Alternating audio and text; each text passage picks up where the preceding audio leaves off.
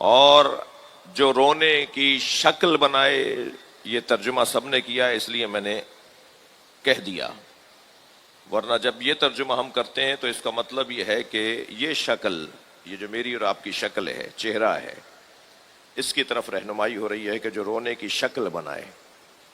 تو وہ رونے والا، یہ رلانے والا، یہ دونوں اس تیسری بات میں محفوظ تھے. تو ترجمہ اب یہ نہیں ہوگا جو رونے کی شکل بنائے، جو روئے، جو رلائے، جو رونے کا ماحول بنائے. یعنی تیسرا عنوان ہے بانی مجلس عزا.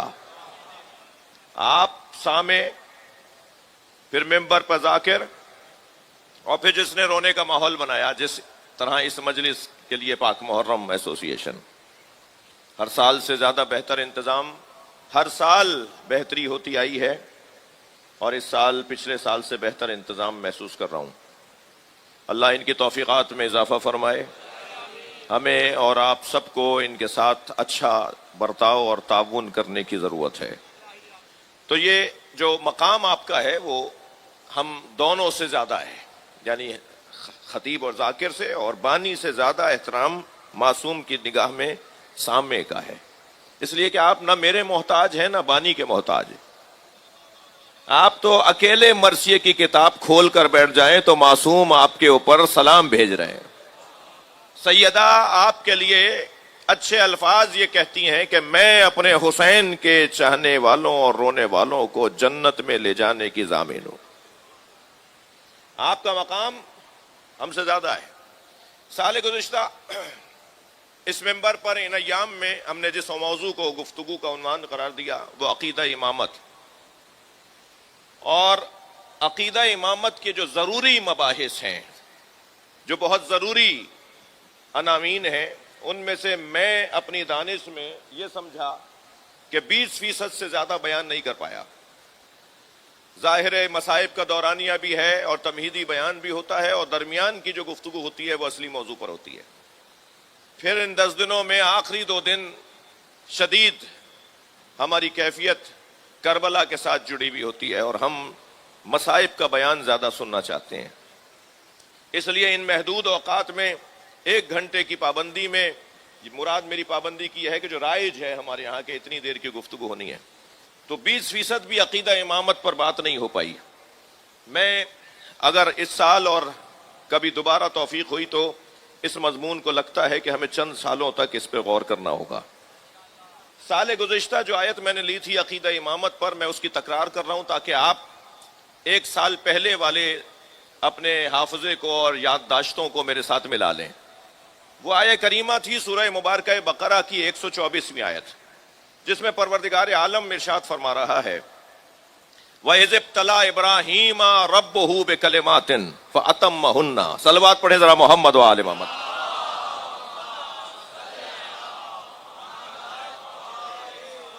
اور جب ابراہیم کو ابراہیم کے رب نے آزمایا کچھ کلمات کے ذریعے سے، کچھ آزمائشوں کے ذریعے سے. وَإِذِ ابْتَلَىٰ إِبْرَاهِيمَ رَبُّهُ بِكَلِمَاتٍ فَأَتَمَّهُنَّ. اور ابراہیم اپنے امتحان میں مکمل کامیاب ہوئے. اللہ حضرت ابراہیم کی کامیابی کا اعلان کر رہا ہے. ابراہیم نے 100 میں سے 100 نمبر لیے، ابراہیم نے مکمل امتحان دیا. حضرت ابراہیم نے وہ امتحان کیا دیا تھا، اور کیا ضروری ہے کہ آزمائش لے کر ہی کسی کو عظمت عطا کی جائے؟ یہ اللہ کا طریقہ ہے کہ بغیر آزمائے ہوئے کسی کو مقام نہیں دیتا. اللہ جب تک امت پر ثابت نہ کر دے کہ یہی اہل ہے، اللہ جب تک قوم پر ثابت نہ کر دے کہ یہی تمہارا مولا ہے، اس وقت تک اسے مقام پر نہیں بٹھاتا. یہ اس کا ہم پہ کرم ہے کہ ہمیں مطمئن کرنا چاہتا ہے.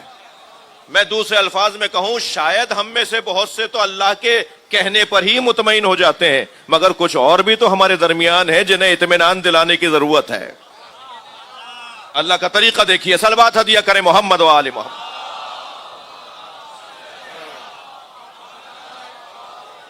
لہذا یاد دلا رہا ہے اللہ کہ وہ وقت کہ جب ابراہیم کا اللہ نے، ابراہیم کے رب نے امتحان لیا، اور ابراہیم اپنے امتحان میں مکمل کامیاب ہوئے. اور جب ابراہیم کامیاب ہو گئے تو پروردگار عالم نے ابراہیم کی کامیابی کو یہ عنوان قرار دیا، ابراہیم علیہ السلام کی کامیابی کو یہ عنوان قرار دیا کہ ابراہیم علیہ السلام اس درجے پر فائز ہوئے جسے امامت کہا جاتا ہے. لہذا اعلان ہوا قال انی جاعلک للناس اماما. تم امتحان میں کامیاب ہو گئے. میرے بچوں جوانوں کے ذہن میں ہے، میں تکرار نہیں کروں گا اس لیے جلدی جلدی بول رہا ہوں تاکہ پچھلا مضمون آپ کے صرف ذہن میں آ جائے. تکراری بحث نہیں ہے. اس دفعہ کی جو مطالب اور نکات ہیں وہ پچھلے سال سے زیادہ میرے ذہن میں ہیں. اللہ مجھے توفیق عطا فرمائے کہ زیادہ سے زیادہ بیان کر سکوں. امتحان حضرت ابراہیم سے 3 طرح کا لیا گیا. مال کا امتحان لیا گیا، جان کا امتحان لیا گیا، اولاد کا امتحان لیا گیا. انسان کے پاس ان 3 سرمایوں سے زیادہ دولت کوئی نہیں ہوتی. یا مال ہوتا ہے، یا مال قربان کرتا ہے جان کے اوپر، یا جان ہوتی ہے، یا جان بھی قربان کر دیتا ہے اولاد کے اوپر. ان کے بعد چوتھی کوئی چیز انسان کے پاس نہیں ہے. اور حضرت ابراہیم نے مال بھی اللہ کی راہ میں دے دیا، حضرت ابراہیم نے جان بھی اللہ کی راہ میں دے دی. یہ آتش نمرود میں کودنا یہ جان دینے کے مترادف ہی تو تھا. یعنی جان ہی تو دے رہے تھے حضرت، توجہ، جان ہی تو دے رہے تھے حضرت ابراہیم. قربان ہو گئے اللہ کی توحید کی خاطر. جسے غبال کہتے ہیں بے خطر کود پڑا آتش نمرود میں عشق. یہ ابراہیم نہیں کود رہے تھے، یہ عشق کود رہا تھا. بے خطر کود پڑا آتش نمرود میں عشق، عقل ابھی محو تماشائے لبے بام رہی. عقل تو چھت پہ کھڑی دیکھتی رہی اور عشق آگ میں کود گیا. میرے بچوں جوانوں، ایک جملہ ضرور یہاں پیغام کر لیتے جاؤ. کوئی کام اس وقت تک مکمل نہیں ہو سکتا جب تک اس کام سے عشق نہ ہو. جو کام بھی تم کر رہے ہو، پڑھائی کا دورانیہ ہے، روزگار کا حصول ہے، رزق کا حصول ہے، کاروبار کر رہے ہو یا نوکری کر رہے ہو، میں جس ذمہ داری پر بیٹھا ہوں جب تک میں اس سے عشق نہیں کروں گا میرا کام اچھا نہیں ہوگا. ہمیں اپنے کاموں سے عشق کرنا ہوگا. اور اس مجمع میں بھی آپ کیفیت دیکھ رہے ہوتے ہیں. بعض جگہ تو مجھے محسوس ہو رہا ہے کہ پہلو بدلنے کی جگہ نہیں ہے. بدن کو تکلیف ہے مگر روح کو غذا مل رہی ہے. صحیح ہے. یہ کام بغیر عشق کیسے ممکن ہے؟ یہ بغیر محبت کے، بغیر پیار کے، بغیر عشق کے ممکن ہی نہیں ہے. پھر اسی کو اقبال، پھر مجھے اقبال یاد آ گئے، اسی کو اقبال اس انداز سے بیان کرتے ہیں: عشق پر اعمال کی بنیاد رکھ. توجہ چاہوں گا، عشق پر اعمال کی بنیاد رکھ، عقل کو تنقید سے فرصت نہیں. ہاں تو 2 طرح کے لوگ ہو گئے نا. ایک وہ ہو گئے جو ابھی عقل کی وادیوں سے باہر آئے ہی نہیں ہیں، اور ایک وہ ہیں جو عقل کی وادیوں سے نکل کر عشق کی وادی میں داخل ہو چکے ہیں. البتہ وہ جو عقل والے لوگ ہیں وہ بھی محترم ہیں، مگر وہ عشق والوں کے برابر نہیں ہے. عقل والے ہوں گے کہیں مگر عشق والوں میں تو ایک نام شہباز قلندر کا ہے. عشق والوں میں ایک نام تو حضرت عبداللہ شاہ غازی کا ہے. عشق والوں میں ایک نام تو شاہ لطیف بھٹائی کا ہے، خواجہ اجمیری کا ہے، اور یہ کربلا والے عشق والے ہی تو ہیں. یہ 72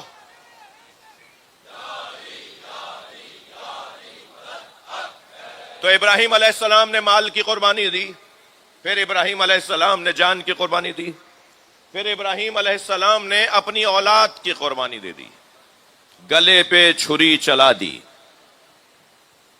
انہوں نے کام اپنا مکمل کیا، گلا کٹتا ہوا محسوس کیا، مگر آنکھیں اپنی پٹی لگا کر باندھ لی تھیں، بند کر لی تھیں کہ اس منظر کو میں دیکھ نہیں پاؤں گا. یہ بھی عشق ہے کہ یہاں تک تو آئے. پھر عشق میں بھی تو شدت و ضعف ہے، ہر عاشق بھی تو ایک جیسا نہیں ہے. وہ ابراہیم علیہ السلام جنہوں نے بچے کے گلے پہ چھری چلائی عشق الہی میں، مگر آنکھوں پہ پٹی باندھ کر چلائی. اور ایک بچہ تھا جس کے گلے پہ چھری چلائی حضرت ابراہیم نے.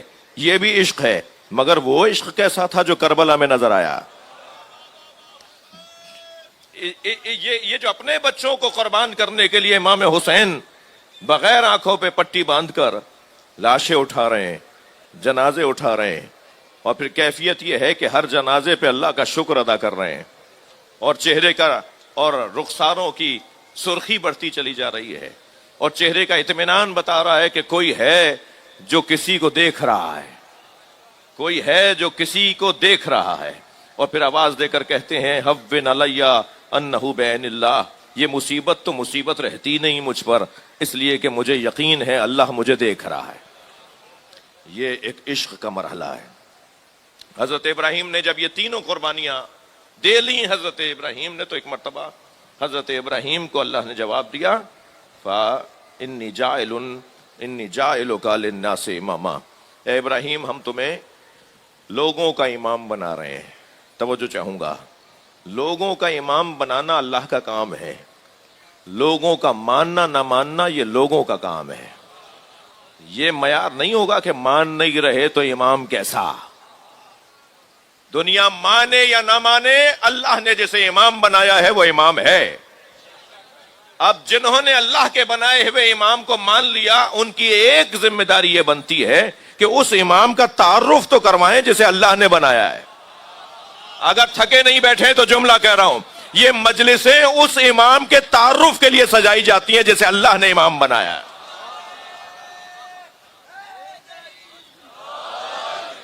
حضرت ابراہیم کو اللہ نے امام بنایا، تو یہ حضرت ابراہیم کا بہت بڑا ایک ہنر ہے، ایک ان کی خدمت ہے کہ انہوں نے اللہ سے اس ڈگری کے لیتے ہوئے ایک سوال کر لیا.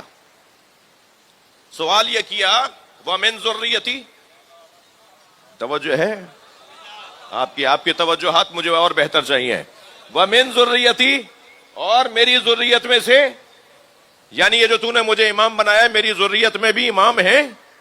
اللہ نے حضرت ابراہیم کی دعا کو رد نہیں کیا ہے، حضرت ابراہیم کی التجا کو رد نہیں کیا ہے. لا ینال عہد الظالمین، میرا یہ عہدہ ظالموں تک نہیں پہنچے گا. یہ دعا رد ہوئی ہے یا قبول ہوئی ہے؟ بولیے بھائی. یہ حضرت ابراہیم کی دعا قبول ہوئی ہے. انہوں نے فرمایا تھا کیا میری ذریت میں بھی امامت ہے؟ تو حضرت احدیت نے، اللہ نے جواب دیا لا ینال عہد الظالمین، میرا یہ عہدہ امامت ظالموں تک نہیں پہنچے گا. تو ابراہیم علیہ السلام کے ذہن میں جو امام تھے نا، ان میں ایک کا نام محمد ہے، دوسرے کا نام علی ہے. تو فوراً تسلی دی کہ ہاں یقین رکھو، حوصلہ رکھو، یہ میرا عہدہ امامت ظالموں تک نہیں پہنچے گا. یعنی جہاں پہنچنا ہے وہاں پہنچے گا، جو اہل ہیں ان تک پہنچے گا.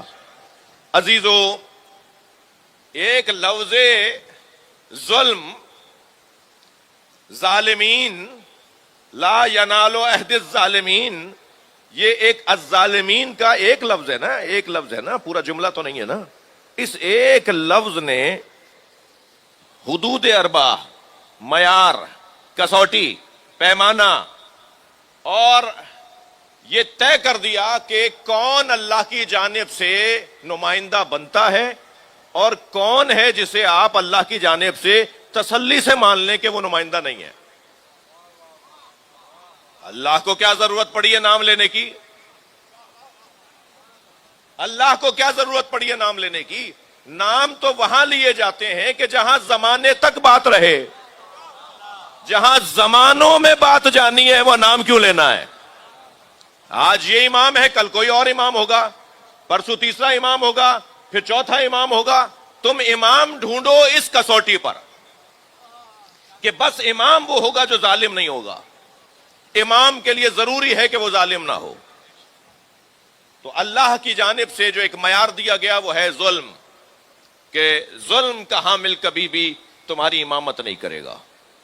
یہ عقیدہ امامت میں جن آیات سے ہم استفادہ کرتے ہیں ان آیات میں سے ایک آیت ہے، اور میں جس آیت کو اسی مضمون میں دوسری آیات جو ہیں ان میں سے جس آیت کو عنوان قرار دے کر آج دوسری مرتبہ آپ کے سامنے تلاوت کی، اس میں بھی اللہ یہی معیار بیان فرما رہا ہے. جو ہدایت یافتہ ہوں کیا وہ اس مقام کے حامل ہیں کہ جن کی اتباع کی جائے، یا وہ جو ابھی محتاج ہدایت ہے؟ کیا ہو گیا ہے تمہیں؟ کیسے تم دونوں کو برابر قرار دے رہے ہو؟ تو معیار ایک یہ ہے. ظلم، آپ کی توجہات چاہوں گا، ظلم وہ عنوان ہے اللہ کی جانب سے جو موضوع امامت میں اساسی اور بنیادی عنوان ہے۔ ظلم کے 4 اسباب ہیں، 4 سبب قرار پاتے ہیں، 4 باتیں سبب قرار پاتی ہیں جن کی وجہ سے کوئی ظلم کرتا ہے۔ سب سے پہلا حسد، تھکے ہوئے تو نہیں ہے؟ سب سے پہلا حسد، پھر غضب، پھر ہرس، پھر شہوت۔ توجہ، ظالم ان 4 موضوعات کی وجہ سے ظالم قرار پاتا ہے، ظالم ان 4 باتوں کی وجہ سے ظلم کرتا ہے۔ حسد، بولیے، غضب، ہرس، شہوت، یہ 4 چیزیں ایسی ہیں کہ جن کی وجہ سے ظلم ہوتا ہے۔ حسد، ابھی عرض کرتا ہوں، غضب، غصہ، غصہ ظلم کا مقدمہ ہوا کرتا ہے، غصہ شدید ہو جائے تو ظلم ہو جاتا ہے۔ توجہ، البتہ جن کے ہاں عصمت پائی جاتی ہو ان کا غصہ معیار ہے، میرا اور آپ کا غصہ معیار نہیں ہے۔ یعنی غصہ، اچھا دیکھیے، حسد فطری نہیں ہے، ذرا توجہ بڑھائیے گا، حسد فطری نہیں ہے، حسد کرنا فطرت نہیں ہے، مگر غصہ فطرت ہے۔ اس موضوع پر پھر کبھی تفصیل سے بات ہو، لیکن بات آئی ہے تو میں یہیں اس مسئلے کو روشن رکھوں۔ جی، ہرس فطرت نہیں ہے، ہرس فطرت نہیں ہے، شہوت فطرت نہیں ہے، لیکن غصہ فطرت کے اندر آتا ہے، جس کے لیے پھر ائمہ معصومین نے ہمیں رہنمائی فراہم کی کہ ہمارا غصہ، جب کسی سے سرکار نے فرمایا نا کہ اکتب ما اقول، جو میں بولا کروں وہ لکھ لیا کرو۔ سرکار کی محفل میں صحابہ کرام تشریف فرمائے تو آپ نے اپنے اصحاب میں سے سب سے مخاطب ہو کر فرمایا کہ جو میں بولا کروں اسے لکھ لیا کرو۔ تو لکھنے والے سرکار کی محفل میں چند شخصیات ہوتی تھیں، کچھ لوگ خاص طور پر لکھنے والے ہوتے تھے، اور ان لکھنے والوں میں ایک سب سے بڑا نام مولا علی کا ہے، لہذا صلح حدیبیہ مولا علی لکھ رہے ہیں، بہت سے بادشاہوں کو خط مولا علی لکھ رہے ہیں۔ 10 لوگ تھے جو نبی مکرم کی، صلوات پڑھ لیں ذرا محمد و آل محمد، جو مولا نبی کے اقوال کو اور آپ کے ملفوظات کو اور آپ کے فرامین کو لکھ لیا کرتے تھے۔ سرکار نے فرمایا اکتب ما اقول، لکھ لیا کرو جو میں بولتا ہوں۔ تو ان میں سے ایک شخصیت کی آواز آئی، ان میں سے ایک صحابی محترم کی آواز آئی، اکتب فی الغضب والرضا، جو آپ خوشی کی کیفیت میں اور رضامندی کی کیفیت میں فرمائیں وہ بھی لکھ لوں، اور جو آپ غصے میں فرمائیں وہ بھی لکھ لوں؟ تو سرکار دو جہاں نے بے ساختہ ارشاد فرمایا، ما اقول الا الحق، میں بولتا ہی نہیں ہوں سوائے حق بولنے کے۔ صلوات ہدیہ کریں نبی کے ذات پر۔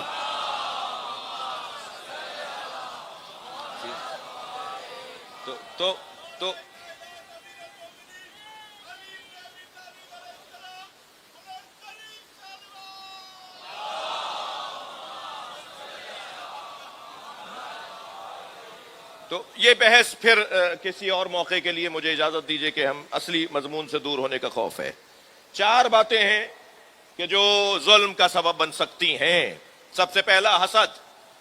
میرے محترم، خاص طور پہ میں اپنے بچوں جوانوں سے کہہ رہا ہوں کہ حسد ایک ایسی بیماری ہے کہ جس کا شکار اپنے آپ بھی نقصان میں رہتا ہے، خود کو بھی نقصان پہنچاتا ہے اور سامنے والے کو بھی اس سے نقصان ہو سکتا ہے۔ حسد کی تعریف کرنا چاہوں گا، تھوڑی گردن ہلائیے، حسد کی تعریف کرنا چاہ رہا ہوں۔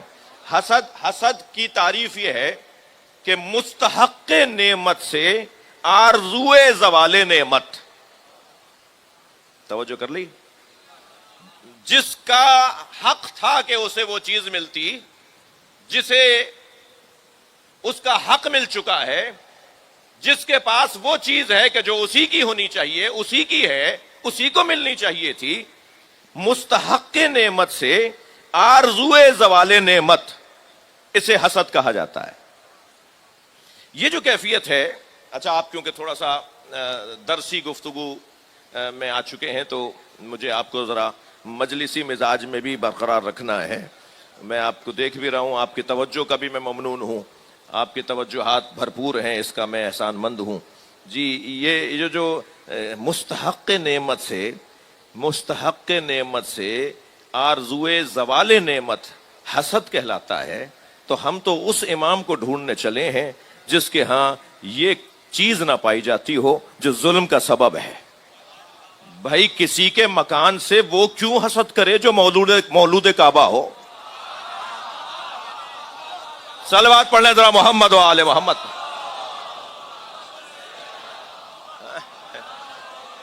بڑا مکان ہے صاحب ان کے, بڑا مکان ہے صاحب, مکان دیکھ دیکھ کر انہیں گھبراہٹ ہو رہی ہے کہ اس نے اتنا اچھا گھر کیوں بنا لیا, اور کسی طرح ان کا گھر ٹوٹے اور جلے اور ختم ہو جائے. یہ جو آرزو ہے مستحق نعمت سے آرزوئے زوال نعمت حسد ہے. وہ کسی کی زمینداری سے کیوں حسد کرے گا جو خود بوتراب ہو؟ صلوات پڑھ لیں ذرا محمد و آل محمد. توجہ کر رہے ہیں آپ حضرات؟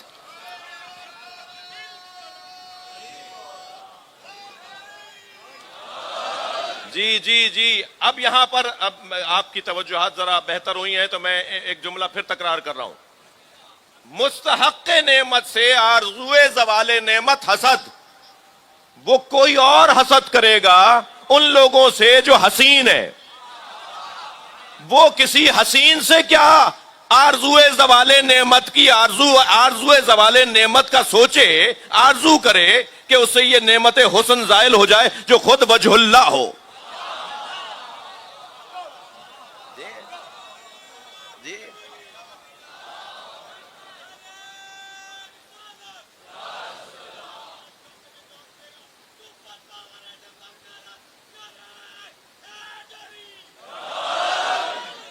توجہ کر لی آپ نے؟ الحمدللہ مضمون میرا آپ کے ہاتھ میں ہے. حسد کچھ آثار بھی رکھتا ہے. مثلا میں یہ جاننا چاہوں کہ میں کسی سے حسد تو نہیں کرتا, تو اس کے کچھ نتیجے ہیں, کچھ آثار ہیں, کچھ علامتیں, پتہ چل جائے گا کہ میں حسد کرتا ہوں. ان میں سے ایک نشانی یہ ہے کہ حسد کرنے والا کسی کی خوبیوں کو, کسی کے فضائل کو پسند نہیں کرتا, دل چھوٹا کرنے لگتا ہے. اب میں تو کسی کے بارے میں بات کر رہا ہوں. کچھ تو مرید ہیں جو اپنے پیر کی کمزوریوں کو کسی مولا کے کمالات کے اوپر حسد کر رہے ہوتے ہیں.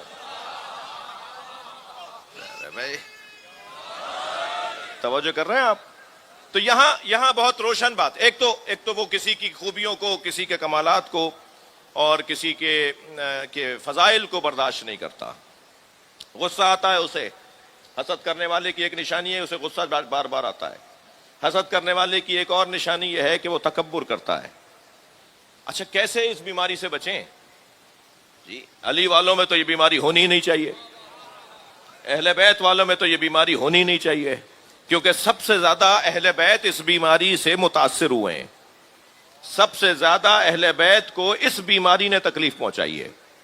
تو اہل بیت کے چاہنے والے تو حسد کر ہی نہیں سکتے ایک دوسرے سے, بلکہ جب دیکھیں کسی کے اندر کوئی کمال اور کوئی عظمت اور کوئی اس کے اندر ترقی, تو سید الساجدین کے ماننے والے تو اللہ کا شکر ادا کرتے ہیں. اس لیے کہ امام کو ساجدین کا سید اور سجاد, کثرت سے سجدہ کرنے والا. ساجد اور سجاد میں فرق ہے. ساجد اور سجاد میں فرق ہے. امام کا لقب ہے سجاد, جو کثرت سے سجدہ کرتا ہو. امام کثرت سے سجدہ اس لیے کرتے تھے کہ حضرت کو جب علم ہوتا تھا کہ اللہ نے کسی کو نعمت عطا کی ہے تو اسے معلوم ہو یا نہ ہو, امام سجدہ شکر ادا کرتے تھے کہ یا اللہ تو نے کسی کو خوشحال بنا دیا. اس لیے اہل بیت کے چاہنے والے تو اس بیماری کا شکار ہو نہیں سکتے جسے حسد کہا جاتا ہے. اور اس بیماری سے بچنے کا طریقہ کیا ہے؟ اس بیماری سے بچنے کے کم سے کم 3 طریقے ہیں. ایک طریقہ تو یہ ہے کہ اور بھی علماء اخلاق نے، جو میں گفتگو کر رہا ہوں یہ علماء اخلاق کی، عارفوں کی گفتگو ہے. میں تو سنی سنائی بتا رہا ہوں، میں خود عارف یا کوئی عالم نہیں ہوں، میں ایک طالب علم ہوں. مگر یہ جو گفتگو اس وقت میں کر رہا ہوں یہ آیت اللہ خمینی نے چہل حدیث میں کی ہے، یہ آیت اللہ دستغیب نے اپنے ملفوظات میں کی ہے، یہ عرفا نے، آیت اللہ بہجت نے، سید علی قاضی طباطبائی نے، سید مرتضیٰ کشمیری نے، جو اللہ کے ولی لوگ گزرے ہیں نا، بڑے بڑے لوگ، صاحبان کرامت لوگ، جی، جو ابھی بھی چند شخصیات ہیں عراق، ایران میں، پاکستان میں بھی ایسے لوگ ملتے نہیں ہیں، انہیں ڈھونڈنا پڑتا ہے. تو یہ اپنے آپ کو چھپا کے رکھتے ہیں، یہ اپنی ملاقاتیں کم رکھتے ہیں، انہیں ایک اور انداز سے زندگی گزارنا ہوتی ہے. تو ان لوگوں نے جو باتیں کی ہیں، لکھا ہے، وہ یہ کچھ گفتگو میں وہ کر رہا ہوں آپ کے سامنے. تو کیسے اپنے آپ کو حسد سے بچائیں، کیا کریں کہ حسد سے محفوظ رہیں، کیسے اس بیماری سے نجات ملے گی. آپ مجھ سے خفا نہ ہوئیے گا، مجھے برداشت فرمائیے گا. وہ جس اس بیماری سے بچنے کا ایک طریقہ، دو تین طریقے بتا رہا ہوں. ایک طریقہ اس بیماری سے بچنے کا یہ ہے کہ وسعت قلبی کی مشق کی جائے، برداشت کی اور سیاہ صدر کی مشق کی جائے. چاہے کچھ عرصے کے لیے دکھاوے کو ہی صحیح، دوسرے کی خوشی میں خوش ہو کر دکھایا جائے. جسے عرفا کہتے ہیں ان لم تکن حلیمن فتحلم.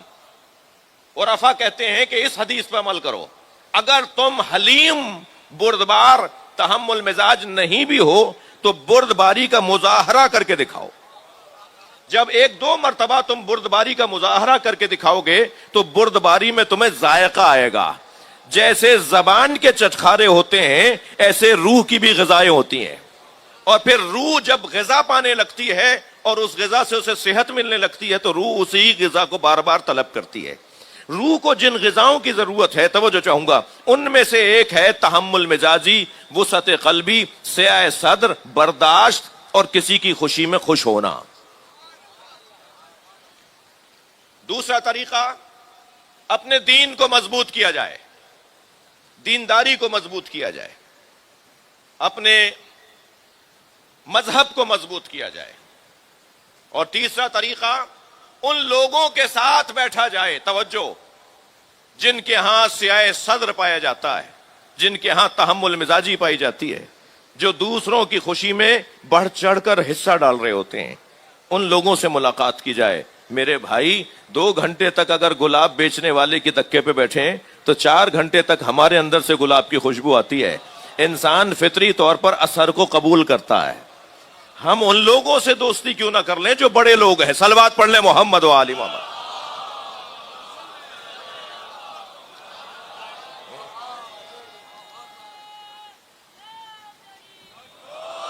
یہ جو حسد ہے، کیونکہ پہلا سبب ہے ظلم کا، پہلا سبب معاشرے میں ظلم جس کی وجہ سے ہوتا ہے، وہ پہلا سبب اس کا حسد ہے. اس کی ایک ہسٹری بھی ہے، حسد کی ایک تاریخ بھی ہے. جی، حسد کی تاریخ بیان کرنے جا رہا ہوں. حسد کی تاریخ میں پہلا حسد، پہلی مرتبہ حسد قابیل کو حابیل علیہ السلام سے ہوا. یعنی بھائی کو بھائی سے حسد ہوا. اب ممبر کی اپنی ایک زبان ہوتی ہے، مجھے اس کا بھی احساس ہے، اور اگر میں مطلب بیان نہ کروں تو اس پر بھی دکھ ہوگا. لہذا ایک اخلاقی پیغام ہے، اس لیے میں دیتا ہوا ضرور گزروں گا. کیونکہ حابیل کی اہلیہ خوبرو تھیں تو انہیں حسد اس بات پر تھا کہ ان کی اہلیہ ایسی کیوں ہیں. میں بہت جلدی سے گزر گیا ہوں، مجھے معلوم ہے ممبر کی زبان نہیں ہے یہ، اور ممبر کا موضوع نہیں ہے یہ. ممبر کا اپنا ادب ہے، اپنی تہذیب ہے، مگر علت تو پتہ چلے کہ مشکل کیا تھی، مسئلہ کہاں تھا.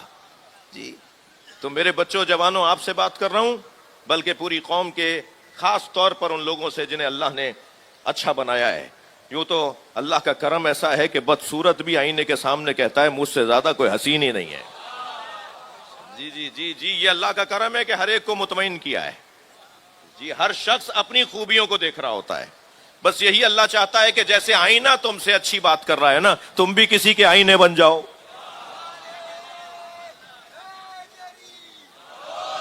تو یہ وجہ تھی قابیل کو حضرت حابیل سے حسد کی یہ وجہ تھی. تو یہ جو حسن ہے نا, ایک جملہ ضرور کہوں گا, جو صاحبان حسن لوگ ہیں ان سے ایک بات ضرور کروں گا, یہ جو حسن ہے نا یہ آزمائشوں کا ذریعہ ہے, یہ امتحانوں کا ذریعہ ہے, یہ مصیبتوں میں اور پریشانیوں میں مبتلا کر دیتا ہے. ہوشیار رہو, سمجھدار رہو, کہیں اللہ کی عطا تمہیں معصیت کی طرف نہ لے جائے. مار دیا بھائی نے بھائی کو صرف اسی بنیاد پر, صرف اسی حسد اور اسی جلن میں. یہ عجیب منظر تھا. دوسرا حسد ہوا حضرت یوسف علیہ السلام کے بھائیوں کو حضرت یوسف کے ساتھ, اور اس کا سبب یہ تھا, آپ کی توجہات کا ممنون ہوں, اس کا سبب یہ تھا کہ حضرت یعقوب حضرت یوسف سے پیار زیادہ کرتے تھے, زیادہ محبت کرتے تھے حضرت یوسف سے حضرت یعقوب علیہ السلام, جس کے 3 سبب لکھے ہیں. کیوں پیار کرتے تھے بھائی؟ اور بھی تو بیٹے تھے, اور بھی تو بچے تھے. خود حضرت یوسف سے حضرت یعقوب کا پیار, پہلا سبب تو یہ تھا کہ وہ کم سن تھے اور بن ماں کے تھے. ماں نہیں تھی, ماں جس کی نہ ہو اور گھر کا بڑا اسے دیکھ رہا ہو, کم سنی میں بھی ہو, تو پھر گھر کے بڑوں کا تقاضا بنتا ہے کہ اس کے طرف ان کی رغبت زیادہ ہوتی ہے. ٹھیک ہے. دوسرا سبب حضرت یوسف سے پیار کرنے کا ان کا حسن تھا. حسین تھے, قیمتی تھے, سارے بچوں میں خوبصورت تھے. اور تیسرا سبب یہ تھا, توجہ چاہوں گا, کہ وہ نبی تھے. اب یہ حضرت نبی اور غیر نبی کو برابر کیسے؟ صلوات پڑھ لیں ذرا محمد و آل محمد.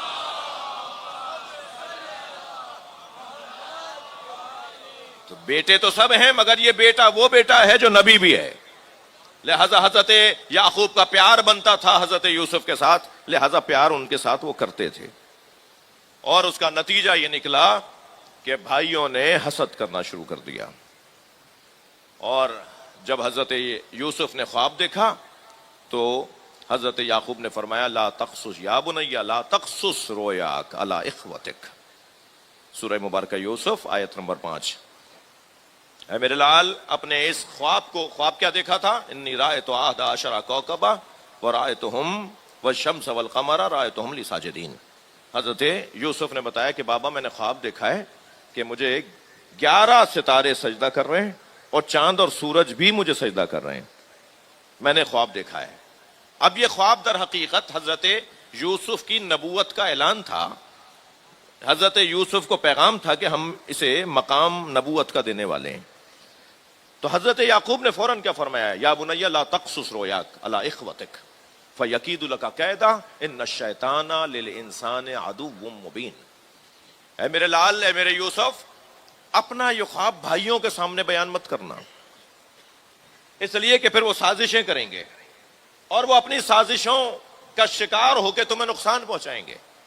اور نقصان اس لیے پہنچائیں گے کہ ان الشیطان للانسان عدو مبین, شیطان ہی ان لوگوں سے کام لیتا ہے جن کے ہاں حسد پایا جاتا ہے. کیونکہ وہ تم سے حسد کریں گے, پھر شیطان اپنا کام شروع کرے گا. ان کے سامنے مت بتانا کہ تم نے کیا خواب دیکھا ہے. تو حضرت یعقوب کے بیٹوں نے دوسرے بھائی کے ساتھ حسد کیا, اور کیا نتیجہ نکلا؟ کنویں میں پھینک دیا.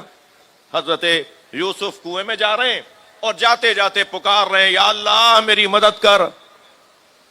جبریل امی کو حکم ہوا اللہ کا کہ جاؤ یوسف کو جا کر بچاؤ.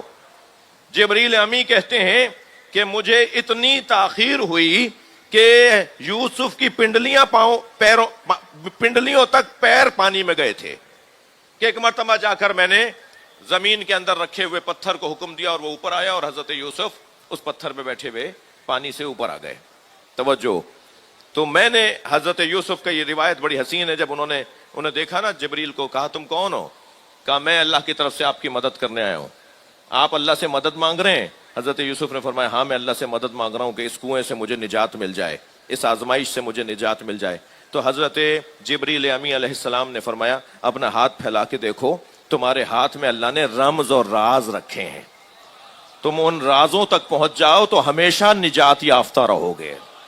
فرمانے لگے میرے ہاتھ میں, اپنا ہاتھ پھیلا کے دیکھا, فرمایا میرے ہاتھ میں کیا رمز رکھے ہیں؟ فرمایا غور سے دیکھو, 5 انگلیاں ہیں, 14 پوروے ہیں. بھائی صلوات پڑھ لیں محمد و آل محمد پر.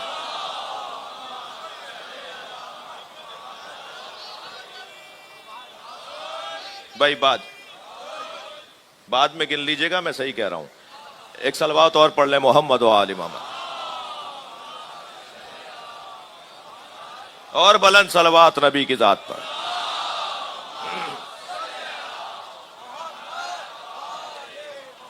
اس طرح تاریخ حسد میں یہ حسد کا دوسرا ظلم تھا جو حضرت یوسف کے ساتھ ہوا. اور تاریخ حسد میں تیسرا ظلم بتاؤں؟ سورہ مبارکہ نساء آیت نمبر 54.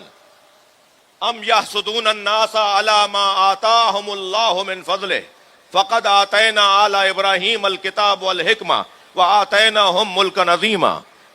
اور ہم نے توجہ، اور کچھ لوگ ہیں جو ان لوگوں سے حسد کرتے ہیں جنہیں اللہ نے اپنے فضل سے عطا کیا ہے، اور ہم نے آل ابراہیم کو کتاب بھی دی ہے، نبوت یعنی حکمت بھی دی ہے، ملک عظیم یعنی امامت بھی دی ہے. ہم نے آل ابراہیم کو تین نعمتیں دی ہیں. کتاب اس گھر میں اتاری ہے، نبوت اس گھر میں رکھی ہے، امامت اس گھر میں رکھی ہے. کچھ لوگ ہیں جو ان لوگوں سے حسد کرتے ہیں جنہیں ہم نے اپنے فضل سے عطا کیا ہے. یہ آیت جب مولا کائنات کے سامنے ایک صحابی محترم نے پڑھ کر سنائی اور کہا یا علی اس کی تفسیر بیان فرمائے، مولا نے اپنے سینے پہ ہاتھ رکھا، فرمایا ہم ہی تو وہ ہیں جن سے امت میں بعض لوگوں کو حسد ہوتا ہے.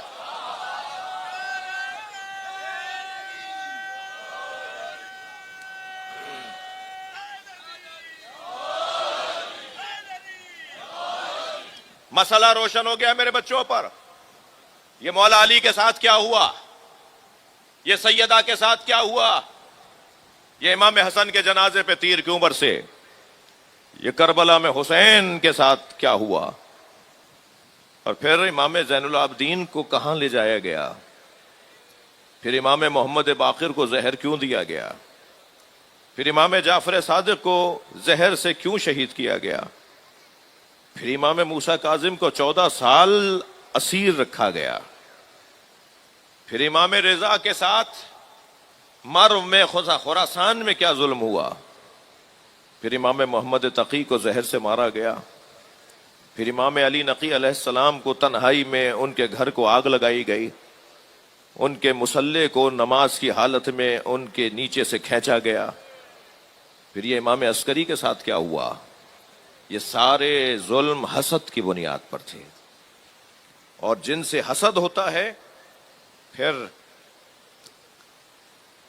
حسد کرنے والا اپنی مکمل طاقت اور توانائی اور ایک غلطی پر دوسری غلطی کرتا ہے، ایک ظلم پر دوسرا ظلم کرتا ہے، اور یہاں تک کہ اتنا شدید ظلم ہو جاتا ہے کہ مظلوم حسین سامنے آتے ہیں. میں نے آپ سے ایک لفظ کہا، حسد، بغض، غضب اور شہوت. یہ 4 چیزیں ہیں جو ظلم کرواتی ہیں. جب کربلا کے میدان میں امام حسین نے لشکر یزیدی سے سوال کیا، ام علی شریعت غیرتها، کیا میں نے شریعت محمدی کو بدلا ہے، ام علی سنت بدلتها، کیا میں نے سنت مصطفیٰ کو بدل ڈالا، ام علی دماء سبقتها، کیا میں نے کوئی خون ناحق بہایا ہے. جب امام نے یہ 3 سوال کیے تو فرمایا پھر مجھے مارنا کیوں چاہتے ہو، میں نے نہ شریعت بدلی ہے، نہ میں نے سنت بدلی ہے، نہ میں نے خون ناحق بہایا ہے، پھر تم اپنے ہاتھوں کو میرے خون سے رنگین کیوں کرنا چاہتے ہو، پھر کیوں مجھے مارنا چاہتے ہو. تو یزیدی سپاہیوں میں سے ایک سپاہی گھوڑے کی پشت پہ کھڑا ہو گیا اور کھڑے ہو کر تاکہ امام سے بات کر سکے. مجمع اس طرف تھا، امام تنہا کھڑے تھے. بلند ہو کر کہنے لگا بغضا لابیک، تمہارے بابا علی کے بغض میں تمہیں مارنے آئے. جی، حسد، بغض، غضب، شہوت. آپ ڈھونڈتے رہیے، میں نے آپ کو فارمولہ قاعدہ دے دیا، آپ ڈھونڈتے رہیے کس کس نے کہاں کہاں ظلم کیا ہے. ان 4 بیماریوں میں سے کسی ایک کا شکار ہوگا وہ. بغضا لابیک، اے حسین ہم تمہیں کربلا میں مارنے آئے ہیں تمہارے بابا کے بغض میں. امام حسین کو مارنے والے شہید کرنے والے دو طرح کے لوگ تھے، ایک حب دنیا کے بیمار اور ایک بغض علی کے بیمار۔ کوفے والے حب دنیا کے بیمار تھے، پیسہ چاہیے تھا انہیں، دولت چاہیے تھی انہیں، اور شام والے بغض علی کے بیمار تھے، ان کے ذہنوں میں علی کا بغض تھا۔ عزیزو، ان مجلسوں کے انعقاد پر، ان جلوسوں کے برپائی پر امت کو ہمارا احسان ماننا چاہیے، مسلمانوں کو، امت نبوی کو ہمارا احسان ماننا چاہیے۔ اگر یہ مجلسیں نہ ہوں، اگر یہ جلوس نہ ہوں، اگر یہ کالے کپڑے اور ماتم نہ ہو، تو سارا ماحول ان بیماریوں کا شکار ہو سکتا ہے۔ ہر سال کربلا کی یاد میں محرم کی پہلی سے 10 تک جمع ہو جاؤ اور آ جاؤ، ان 10 دنوں کے لیے اپنے آپ کو پلٹاؤ اس ماحول میں جو ماحول حسین چاہتے ہیں۔ میرا کوئی چاہنے والا ان بیماریوں کا شکار نہ ہو، اور اللہ امام بھی انہیں بناتا ہے کہ جس کے ہاں ظلم نہ ہو، اور ظلم کے اسباب یہ ہیں، اور یہ ان اسباب سے مبرہ ہیں، اللہ نے انہیں معصوم قرار دیا ہے۔ وہ گھرانہ جو امت کی رہنمائی کے لیے مقرر کیا گیا، جو امت کی خیر خواہی کے لیے مقرر کیا گیا، وہ گھرانہ جس کو اللہ نے خلق ہی اس لیے کیا کہ لوگوں کو جنت تک لے جاؤ، لوگوں کے کام آؤ، لوگوں کو جنت سے آشنا کرو، انسان بناؤ، وہ نبی کا نواسا جس نبی نے امت کے ان ناہنجاروں پر جس وقت انہیں پکڑ کر لائے کہ جنہوں نے نبی کو اذیتیں پہنچائی تھی، تو فرمایا چھوڑ دو انہیں، اور پھر اللہ سے کہا اللہ انہیں معاف کر دے، انہم لا یعلمون، یہ جانتے ہی نہیں ہے کہ میں کون ہوں۔ یہی کیفیت نبی زادوں کی بھی ہے۔ جگر چاہیے اپنے بھائی کے قاتل کو کھانا کھلانے کے لیے، حوصلہ چاہیے اپنے قاتل کو پانی پلانے کے لیے، جگر چاہیے پھوپھی زینب کے سر سے چادر اتارنے والے کو گھوڑا دینے کے لیے۔ یہ کیا لوگ ہیں، یہ کس معیار کے لوگ ہیں کہ جب قاتل علی اکبر کو حضرت امام سجاد نے کھانا کھلا دیا، پانی پلا دیا، جاتے ہوئے گھوڑا بھی دے دیا، تو وہ 2 قدم آگے گیا، نقاب لگائی ہوئی تھی، پلٹ کر واپس آیا اور کہنے لگا آپ نے مجھے پہچانا نہیں۔ اس وقت امام سجاد کی حالت غیر ہوئی اور فرمایا میرے بھائی کا قاتل حسین ابن نمیر ہے، میں اپنے بھائی کے قاتل کو کیسے بلا دیتا؟ فرق اتنا ہے کل ہم تمہارے مہمان تھے، آج تم ہمارے مہمان ہو۔ اخلاق اہل بیت تو دیکھیے، اہل بیت کا طریقہ حیات تو دیکھیے کہ کیسے زندگی گزارتے ہیں۔ کربلا کے میدان میں امام حسین علیہ السلام حر کے لشکریوں کو پانی پلا رہے ہیں۔ میرے بچوں جوانوں، مجھے اور آپ کو تو اللہ کی بارگاہ میں شکر اوروں سے زیادہ کرنا چاہیے کہ ہم حسین کے چاہنے والے۔ ایک منزل پہلے جب قافلہ رکا ہوا تھا، چلنے لگے تو فرمایا عباس یہاں سے پانی زیادہ ذخیرہ کرو، زیادہ پانی ذخیرہ کرو۔ تو عباس مولا تو مطیع امام تھے، ایک اور آواز آئی، اور آواز یہ آئی کہ مولا وہ آگے کی منزل بہت قریب ہے، جتنا پانی ہم نے بھر لیا ہے وہ ہماری آگے کی منزل کے لیے کافی ہے۔ حضرت نے فرمایا نہیں، ہمیں زیادہ پانی کی ضرورت پڑنے والی ہے، اس منزل سے پہلے ہمیں زیادہ پانی چاہیے، اور اس منزل سے پہلے حر کا لشکر آ کے ملتا ہے جو شدت عطش سے بے حال تھے۔ حر کے سپاہیوں کو پیاس اتنی شدید لگی ہوئی تھی، حتیٰ ان کے جو گھوڑے تھے نا ان کی زبانیں باہر آ رہی تھیں، اور وہ شدت عطش سے گھوڑے بھی ان کے چلنے کے قابل نہیں تھے۔ امام نے فوراً فرمایا وہ پانی لے آؤ جو میں نے تم سے ذخیرہ کروایا تھا، اور سارے سپاہیوں کو امام نے پانی پلوایا۔ سنیں گے عزادارو، ایک سپاہی کو تو حضرت نے دیکھا کہ وہ نیم جان ہے، کچھ ہی دیر میں اس کی روح پرواز کر جائے گی۔ امام کے وہ ہزار لوگ تھے بھائی، امام کے ساتھ تو 72 لوگ تھے، سب لگے ہوئے تھے پانی پلانے میں، کہ امام نے خود ایک سپاہی کو پانی پلایا جو گر چکا تھا زمین پر۔ امام نے اپنے ہاتھ سے مشک کا دہانہ کھولا، اپنے ہاتھ سے اسے پانی پلانے لگے۔ جب اس کی جان میں جان آئی تو آنکھیں کھول کر دیکھا تو امام حسین تھے، پہچان نہیں پایا، کہنے لگا کون ہے جو مجھ پہ احسان کر رہا ہے؟ امام نے فرمایا وہی ہے جس پہ تو پانی بند کرے گا۔ کہنے لگا میں نہیں سمجھا آپ کون ہیں؟ امام نے فرمایا میں حسین ابن علی ہوں۔ اور یہ وہی فرد تھا جس نے عاشور کے دن جب امام نے پانی مانگا نا، اجرکم اللہ، اجرکم اللہ، آپ کی آوازیں بلند ہو گئی، اللہ آپ کو اجر عطا فرمائے. جب امام نے حضرت علی اصغر کے لیے پانی کا سوال کیا تو جن لوگوں نے آوازیں دے دے کر اپنے لوگوں کو کہا تھا نا حسین کو پانی نہ دینا، یہ اس بچے کے نام پر خود پینا چاہتے ہیں، ان میں سے ایک فرد یہی تھا جسے امام حسین نے اپنے ہاتھ سے پانی پلایا تھا.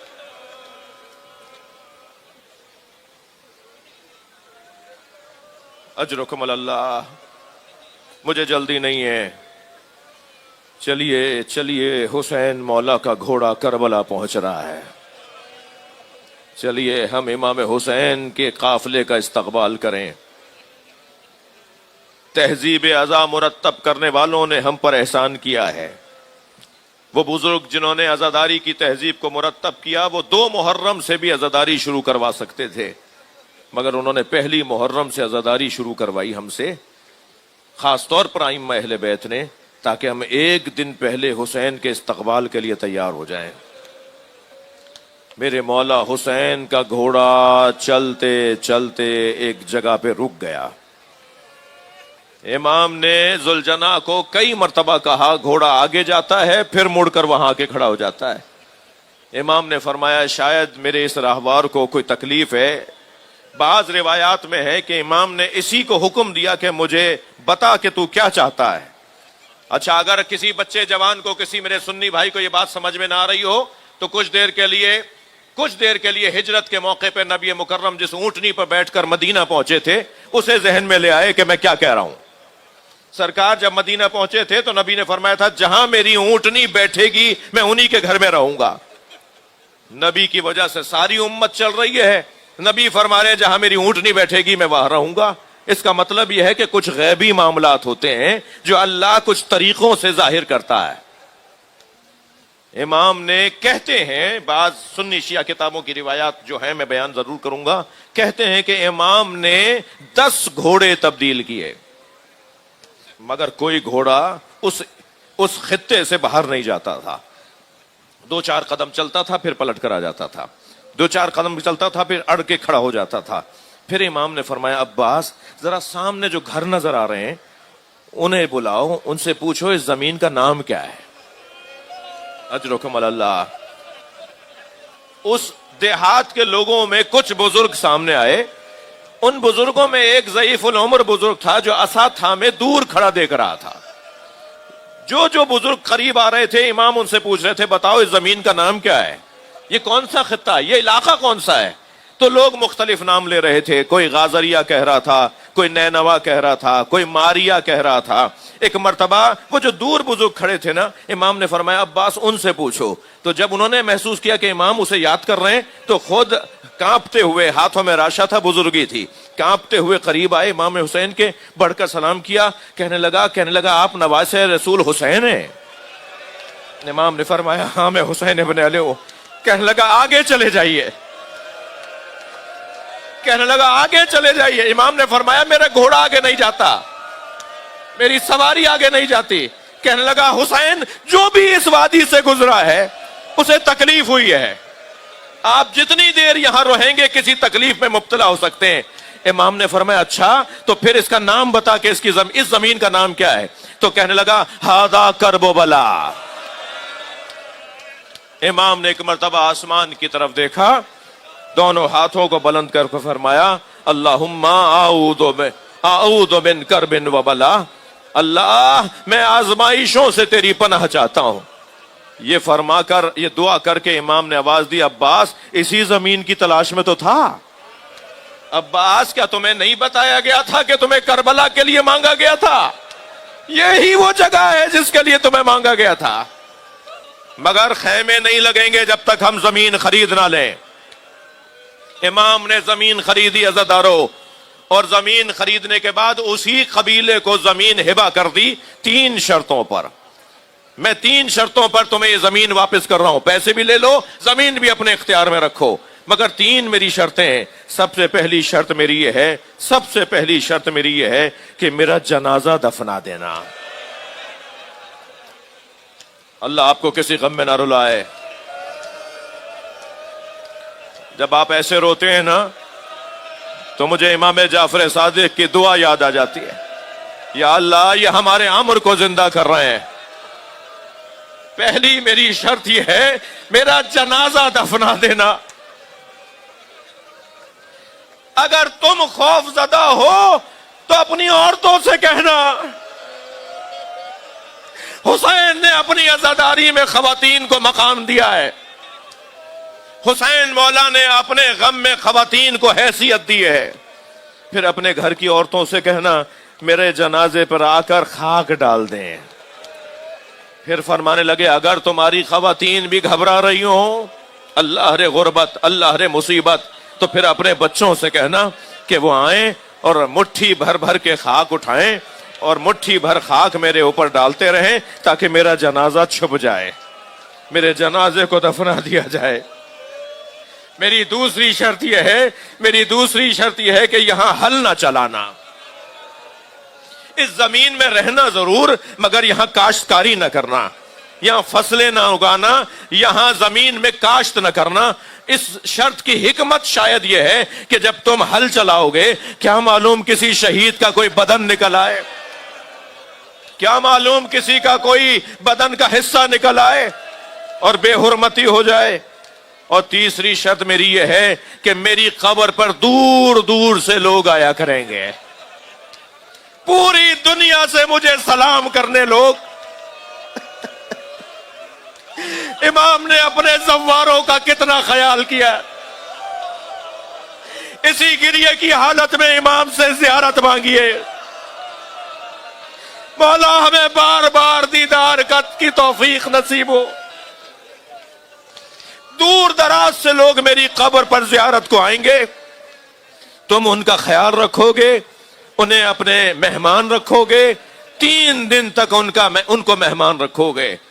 آپ دیکھ رہے ہیں کہ عراقی کیسے بحث کر رہے ہوتے ہیں کہ ہمارا کچھ کھا لو، ہمارے گھر چلو، ایک گلاس پانی پی لو، میں غریب ضرور ہوں مگر ایک کچھ کھجور کا دانہ کھا لو، میرے پاس بس ایک بکری ہے وہ میں ذبح کر رہا ہوں، تم حسین کے زوار ہو۔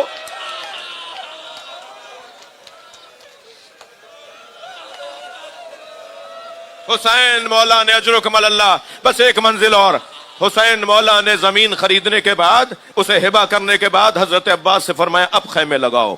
جب خیمے لگ گئے، سن رہے ہیں نا ذرا، رات آ گئی نا، یہ جو 2 محرم کی رات گزری ہے نا، رات آئی ہے اور شام گزری ہے اور رات آئی ہے، تو امام حسین علیہ السلام کربلا کے بیابان میں تنہا جانے لگے۔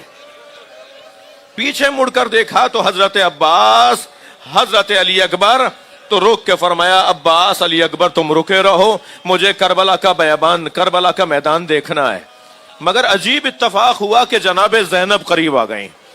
فرمایا بھائی میں آپ کے ساتھ چل سکتی ہوں؟ فرمایا تم میرے ساتھ آ جاؤ۔